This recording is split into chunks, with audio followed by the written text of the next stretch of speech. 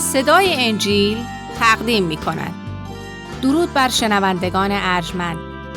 این صدای انجیل است، تنها صدای راستی و حقیقت که از ازل بوده و تا ابد خواهد بود. برنامه‌های ما همه روزه و در همین ساعت از رادیو روی امواج کوتاه پخش می شود. شما می توانید از طریق شبکه‌های اجتماعی فیسبوک، گوگل پلاس و یوتیوب با تایپ فارسی رادیو صدای انجیل با ما در تماس باشید. آدرس ایمیل ما از این قرار است: radioenjil@gmail.com. تکرار می کنم، آدرس ایمیل ما radioenjil@gmail.com و تلفن تماس ما 201 616 920 1791.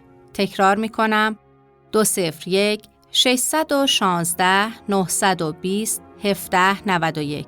از شما دعوت می کنیم که به برنامه این ساعت صدای انجیل توجه فرمایید.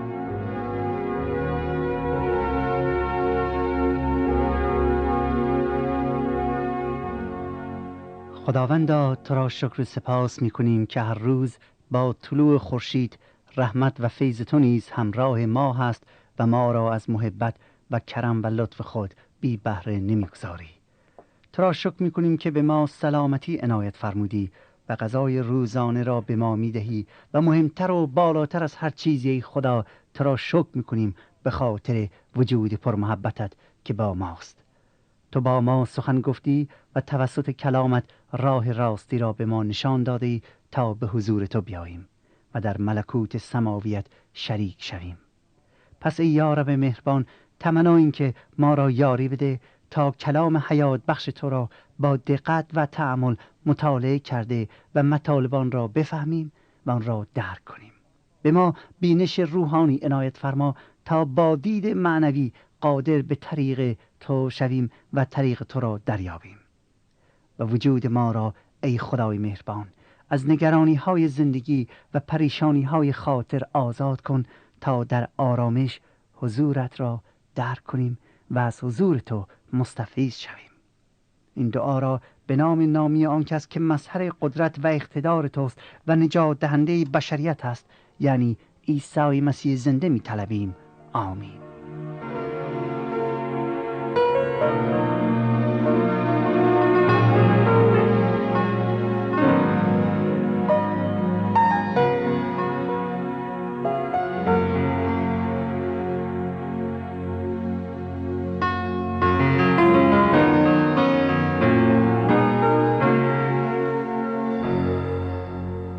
عیسی مسیح می‌فرماید: من آمدم تا گناهکاران را بجویم و نجات بخشم. یاران عزیز و حقجویان گرامی، درود گرم ما را پذیرا باشید. امیدوارم که شادی و آرامش الهی وجود نازنین شما را در خود گرفته و روزگار را با تمام سختی‌ها و مشکلاتی که بر اثر خطایای بشری در پیش دارید، با اعتماد به او که یکتا و محبت است و همراه شماست به سر بیاورید.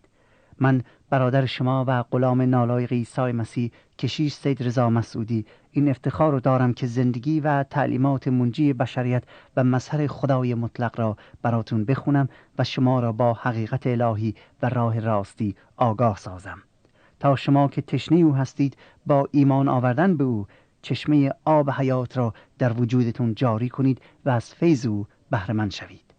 برای این منظور توجه خود را به آیات انجیل شریف می کنیم و در دنباله مطالعه کلام خدا به فصل 8 از آیه 13 انجیل متی مبذول می داریم و آن را مطالعه می کنیم. اما قبل از اینکه کلام خدا را به سمع شما برسونم، می خواهم از فرصت استفاده کنم و از همه عزیزان که لطف می کنند و برای ما نامه می نویسند صمیمانه تشکر و قدردانی کنم و خدمت یاران عزیز عرض کنم که نامه‌های شما برامون بسیار عزیز هستند و همونطور که بارها و بارها عرض کردم، ما به تمام نامه‌های رسیده پاسخ کتبی می‌دهیم. پس احیانا اگر شما برای ما نامه نوشتید اما پاسخ دریافت نکردید، دل سرد نشوید. دوباره بنویسید و مطمئن باشید که وقتی به دستمون برسه پاسخ را حتما خواهیم داد. ضمن تشکر از لطف شما عزیزان، حالا توجهتون رو به قرائت کلام خدا یکتا جلب می کنم. این برنامه رو از صدای انجیل می شنوید. در فصل 8 از انجیل متی ما با 6 معجزه‌ای که عیسی مسیح انجام می‌دهد روبرو می‌شویم. در 13 آیه اول عیسی مسیح ابتدا یک جزامی یا یک کسی که مرض برص داشت لمس میکنه و شفا میده و سپس با کلامی نوکر یک افسر رومی رو شفای کامل عنایت میفرماید. اساس شفای آنان و انجام معجزه هم به قدرت خدا و هم به ایمان آنان بنا شده بود و یا بستگی داشت. عیسی مسیح تعلیم میداد که این ایمان شخص است که نه فقط سبب شفا میشه بلکه عامل ورود آدمی به ملکوت خداست. پس از اینکه عیسی با کلامی نوکر افسر رومی رو شفا میدهد، با شاگردان خود به منزل پتروس که در کفرناهم بود وارد میشه. اما مردم بسیاری به دور منزل پتروس ماهیگیر که در کنار دریاچه جلیل بود هجوم آورده بودند، به طوری که سبب شده بود مسیح از منزل پتروس بیرون بیاد، سوار قایق بشه و مردم رو تعلیم بدهد. از فصل 8 انجیل متی از آیه 14 براتون میخونم. میفرماید: و چون عیسی به خانه پتروس آمد، مادر زن او را دید که تب کرده و خوابیده است. پس دست او را لمس کرد و تب او را رها کرد و برخاسته به خدمتگزاری ایشان مشغول شد. اما چون شام شد، بسیاری از دیوانگان را به نزد او آوردند و عیسی محض سخنی ارواح را بیرون کرد و همه مریضان را شفا بخشید، تا سخنی که به زبان اشعیای نبی گفته شده بود تمام گردد که او ضعف‌های ما را برداشت. در این سایه می‌بینیم که عیسی مسیح لحظه آرامش و راحتی را برای خود طالب نبود و تمام وقت خود را وقف خدمت و شفای مردم می‌کرد. در این سایه به 2 معجزه عیسی مسیح اشاره شده است. معجزه اول شفای مادرزن پتروس که از حواریون بود. مادرزن پتروس تب داشت که به احتمال زیاد بر اثر ضعف و مرض موقتی بر او عارض شده بود. مسیح او را شفا می‌دهد، به او دست می‌زند و او شفا پیدا می‌کند. و معجزه دوم شفا دادن دیوانگان است. مقصود از دیوانگان کسانی است که صاحب ارواح خبیث میباشند. میفرماید نه یکی نه 2 بلکه دیوانگان بسیاری را نزد مسیح آوردند. دوستان، در این زمان صدها بلکه هزارها نفر شفای خود را از عیسی مسیح دریافت کرده بودند و 1 یا 2 نوع مرض مخصوص نبود که مسیح آنها را شفا داده بود، بلکه انواع مرض‌هایی که به نزدش آورده بودند شفا بخشیده بود. شعبده بازی نبود که مثلا بعضی ها را شفا بدهد و بعضی ها را نتونه شفا بدهد. کلام خدا میگوید انواع امراض را شفا میبخشید و شفا یافتگان در همه جا بودند. هر جا میرفتی، در هر شهر و دهکده‌ای کسی پیدا میشد که میگفت بله من توسط مسیح شفا پیدا کردم. افرادی بودند که قبلا نابینا بودند ولی حالا بینا شده بودند. جزامیانی بودند که شفای کامل یافته بودند. مریضانی بودند که سالم شده بودند. دیوانه هایی بودند که روح خبیث از آنها بیرون شده بود و عاقل شده بودند. مفلوجانی بودند که حالا شفای کامل را یافته و راه میرفتند. در همه جای شهر کفرناهم و نقاط شمالی و دریای جلیل، تمام آن منطقه، مردمی که از نعمت الهی بهره مند شده و شفا یافته بودند زندگی می‌کردند، به طوری که همین کثرت شفا یافتگان بود که سبب شد که هیچ کس، حتی دشمنان عیسی مسیح، درباره قدرت آسمانی او در مورد شفا دادن و معجزه‌های عظیمش شک و تردیدی داشته باشند و یا حتی او را متهم به شعبده بازی و چشم بندی کنند. هیچ کس نتوانست مسیح را در این مورد متهم کنه. چرا؟ چون آنان با چشمان خودشون افرادی را میشناختند که شفای کامل از عیسی مسیح یافته بودند. آنها قدرت الهی را در عیسی مسیح دیده بودند که کوران را بینا، مریضان را شفا، لنگان را خرامان و حتی مردگان را زنده کرده. و متی رسول معجزات عیسی مسیح را نیز انجام پیشگویی می‌داند که خدای تعالی صدها سال قبل از ظهور عیسی مسیح اعلام کرده بود و در واقع می‌خواد به من و شما بگوید که قدرت معجزه آسای عیسی مسیح یک امر اتفاقی نبوده، بلکه خداوند تعالی بر طبق اراده مقدسش و مطابق نقشه آسمانیش برای نجات بشر آن را تحریزی کرده. او اراده فرمود که در عیسی مسیح نقشه آسمانیش برای نجات بشر عملی شود، جلال و قدرت و حکمت و حشمت و اقتدار خودش رو آشکار کنه. و به قول حضرت یوحنای رسول کلمه جسم گردید و در میان ما ظاهر شد، پر از فیض و راستی و جلال شایسته او را دیدیم، جلالی شایسته خدا. متی حواری اشاره به پیشگویی می کند که حضرت اشعیا نبی 700 سال قبل از آن بیان داشته بود.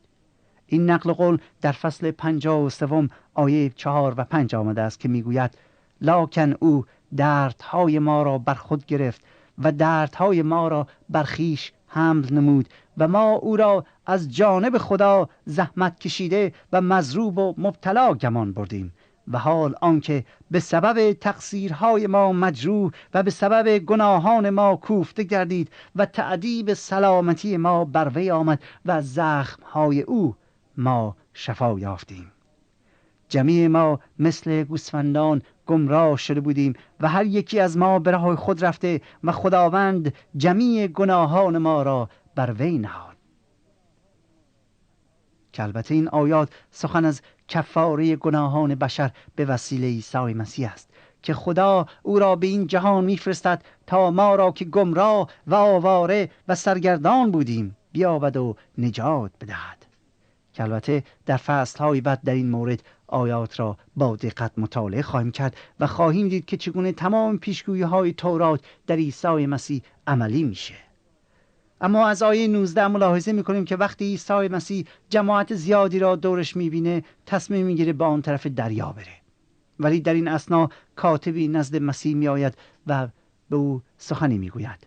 او میخواهد از عیسی مسیح پیروی کند، ولی جواب مسیح بسیار عجیب به نظر میآید. گوش کنید به آیات کلام خدا. و چون عیسی جمع کثیری دور خود دید فرمان داد تا به کناره دیگر دریاچه بروند که ناگاه کاتبی پیش او آمده بدو گفت ای استاد هر جا روی تو را متابعت کنم. ای استاد هر جا روی تو را متابعت کنم. عیسی بدو گفت روباهان را سوراخ‌ها و مرغان هوا را آشیانه‌ها هست، لیکن پسر انسان را جای سر نهادن نیست. روباهان را سوراخ‌ها و مرغان هوا را آشیانه هاست، لیکن پسر انسان را جای سر نهادن نیست. و دیگری از شاگردانش بدو گفت خداوندا اول مرا رخصت بده تا رفته پدر خود را دفن کنم. عیسی وی را گفت مرا متابعت کن و بگذار که مردگان خود را دفن کنند. در این 5 آیه می‌بینیم که 2 نفر قصد پیروی کردن از عیسی مسیح دارند. اول کاتبی میاد و به مسیح میگوید هر جا که بروی من از تو پیروی میکنم. کاتب بودن یک مقام مهمی در یهودیت محسوب میشد. اینها کسانی بودند که نوشته‌های مذهبی را به عهده داشتند. این کاتب که به احتمال زیاد یک جوانی بوده و شاهد کارها و تعلیمات عیسی مسیح بود، عشق به خدا، عشق به وصلت در خدا در وجودش بود. اعمال عیسی مسیح رو دیده بود و همین اعمال و قدرت و تعلیم مسیح رو تحت تاثیر قرار داده بود، ولی نمیدانست که دقیقاً چه باید بکند. پس وقتی میبینه که عیسی مسیح قصد سفر داره به او میگوید که ای استاد من میخواهم از تو پیروی کنم، هر جا بری من هم میآیم. او سرانجام تصمیم خود رو میگیره که پیرو عیسی باشه. عیسی مسیح نگاهی پر محبت به او میاندازد و خلوص نیت در کلمات کاتب جوان او را تحت تاثیر قرار میدهد. پس با محبت توجه او را به یک موضوع مهم جلب میکنه و در واقع به او میگوید که ای جوان آیا متوجه هستی که برای پیروی کردن از من چه بهای سنگینی باید بپردازی؟ آیا متوجه هستی؟ آیا میدانی که اگر بخوای از من پیروی کنی بایستی بهای بسیار سنگینی بپردازی؟ او سپس به فقر دنیوی خود اشاره می کند. مسیح وقتی که در این عالم بود هیچ چیزی رو نداشت. جوان کاتب قلبش را به روی مسیح باز کرده بود و مسیح نیز از ته قلب به او میگوید که پیروی کردن از من بهایی بس عظیم دارد. به او میگوید من جایی برای سرنهادن ندارم، نه خانه‌ای و نه مکانی. آیا حاضری به خاطر من آواره شوی؟ آیا حاضری همه چیز رو ترک کنی، مقامت رو ترک کنی؟ در حقیقت شرایط پیروی کردن و پیرو او شدن را مسیح بیان می کند. که ای جوان اگر میخواهی از من پیروی کنی باید همه چیز رو ترک کنی. دوستان، فقر جزئی از لعنتی بود که عیسی مسیح به خاطر نجات ما پذیرفت. کتاب مقدس نمیگوید که پس از این مکالمات آیا این جوان از عیسی مسیح پیروی کرد یا نه، ولی جای شکی نیست که توسط این نمونه عیسی مسیح ما را متوجه بهایی می کند که در پیروی کردن از او بایستی بپردازیم، حاضر باشیم همه چیز رو از دست بدهیم. بعد جوان دیگری نزد مسیح میاد که میگوید ای استاد، من خیلی دوست دارم که از تو پیروی کنم، هر جا بروی میروم، حاضرم شاگرد تو بشم، منتها اول به من اجازه بده که پدرم را دفن کنم، بعد بیایم و از تو پیروی کنم. مسیح رو به اون میکند، میگوید اگر میخوای پیرو من باشی باید از همین حالا شروع کنی.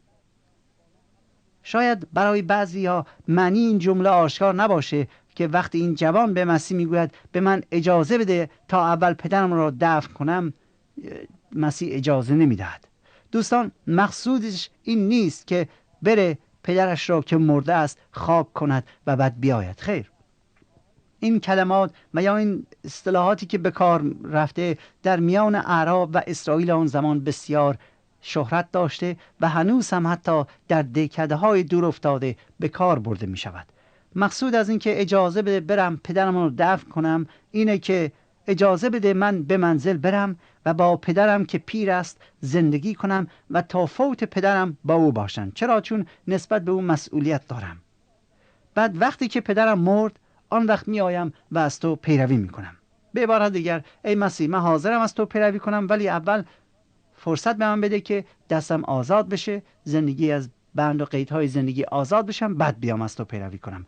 ولی مسیح میگوید ای جوان، تو الان از من پیروی کن و بگذار آنهایی که روح مرده دارند مرده های خودشون رو دفن کنن. به عبارت دیگر ای جوان، نگذار هیچ چیزی در زندگی مانع پیروی کردن تو از من بشود. امروز روز پیروی کردن است. نگران پدرت نباش. تو برای وظیفه خاصی برگزیده شده ای. تو به عالم معنویت پی برده ای. بگذار آنانی که متوجه عالم معنویت نیستند، امور معنویت را درک نمی کنند، آنانی که مطابق کلام خدا روح مرده دارند یا جسمانی هستند و به مسائل جسمانی و دنیوی فکر می کنند، آنان به داد پدرت برسن. تو که می خواهی به عالم معنویت وارد شوی باید کارهای روحانی را امروز دنبال کنی، چه بسا فردا دیر باشه. ای عزیزان، شاید برای ما این امر مشکل باشه.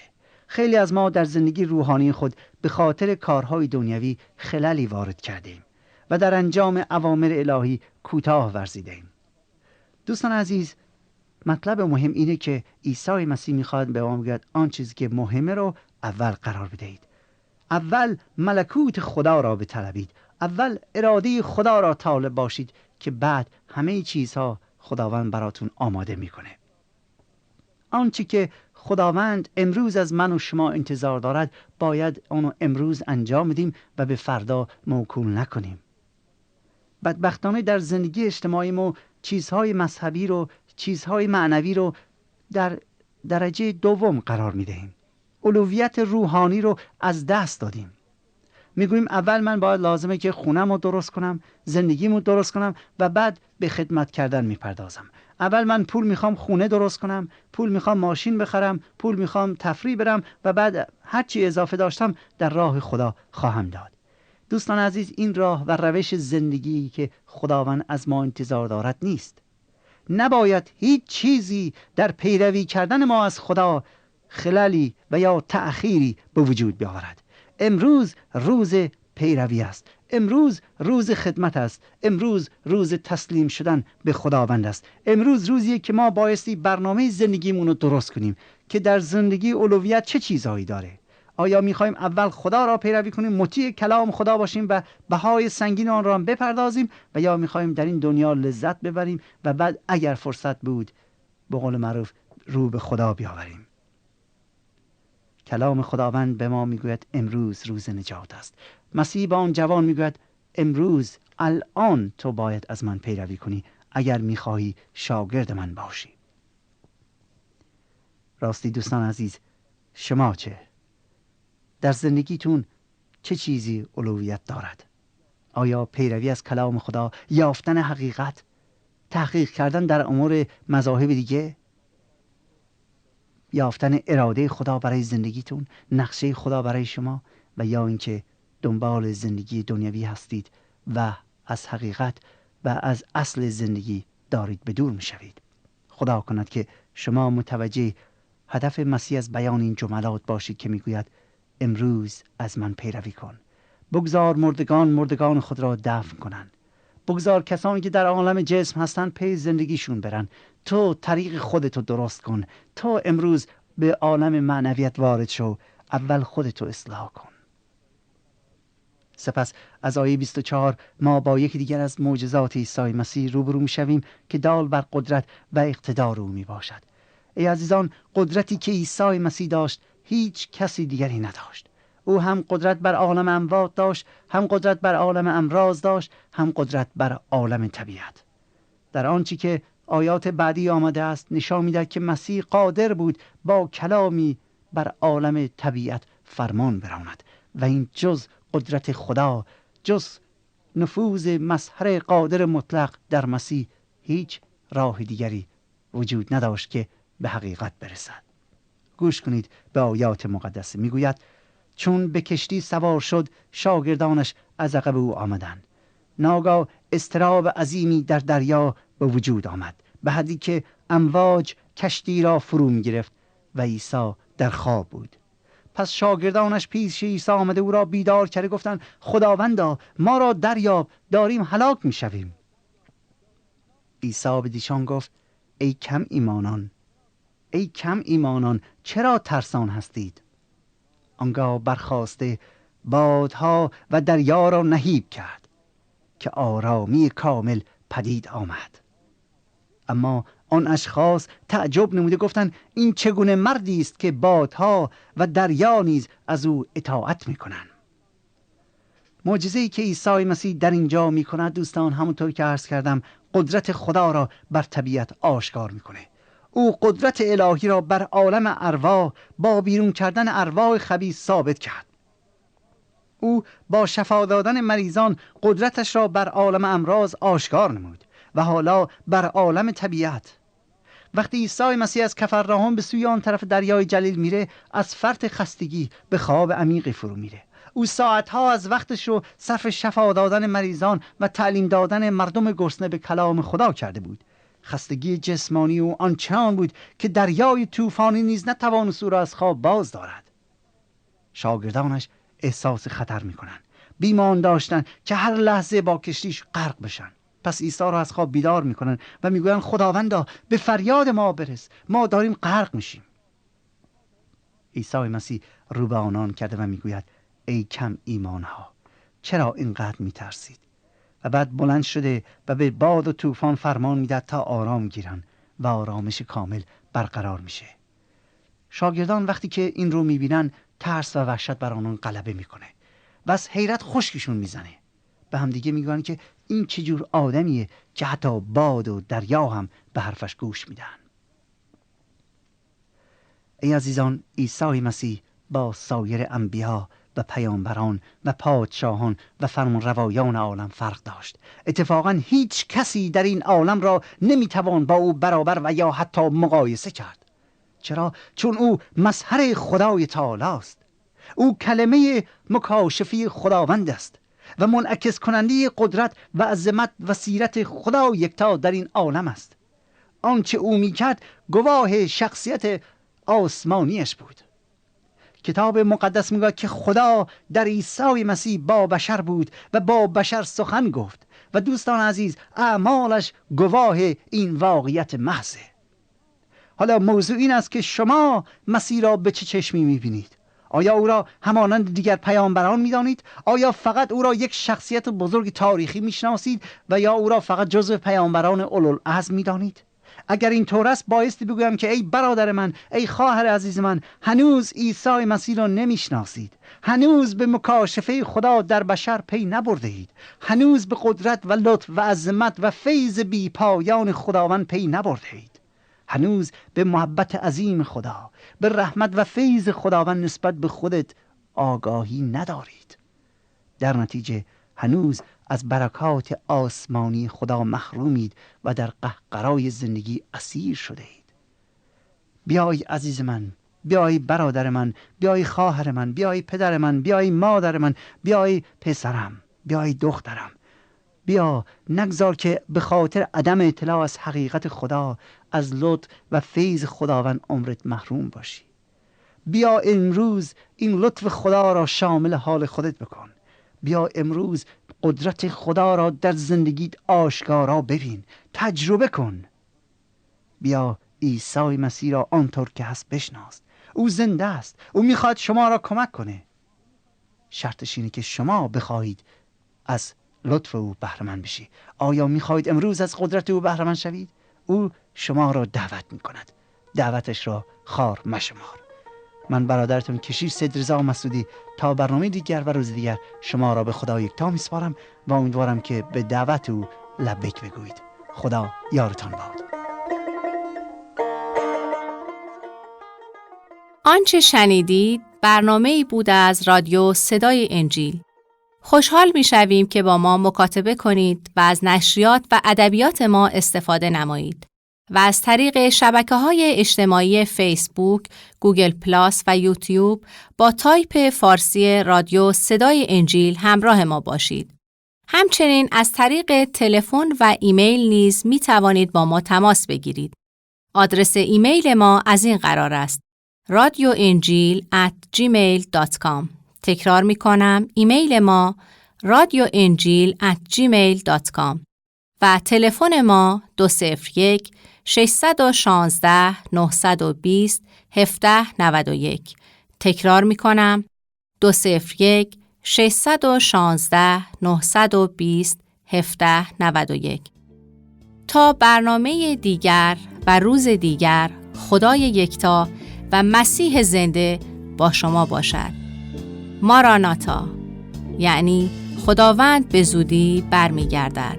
آمین.